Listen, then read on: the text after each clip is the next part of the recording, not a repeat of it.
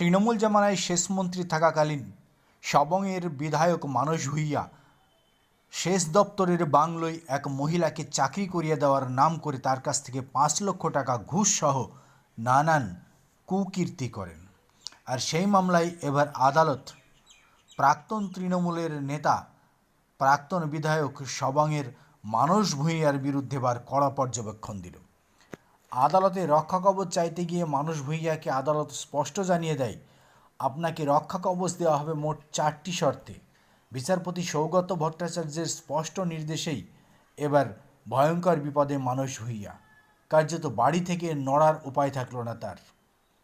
পুলিশকে তদন্তে সম্পূর্ণ সহযোগিতা করা, বিদেশে না পালানোর জন্য পুলিশের কাছে পাসপোর্ট জমা রাখা, পুলিশ রাত বিরেত যখন ডাকবে তখনই পুলিশকে তদন্তে সহযোগিতা করা, সেই সঙ্গে বাড়ির বাইরে অর্থাৎ সবং বিধানসভা এলাকার বাইরে যেন তিনি না যান।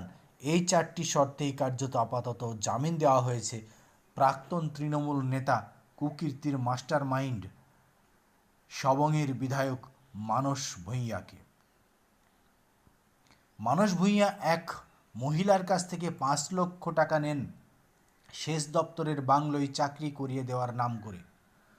প্রথমত জয়েন করার পরে 1 মাস তিনি 11,000 টাকা বেতন উইথড্র করেন।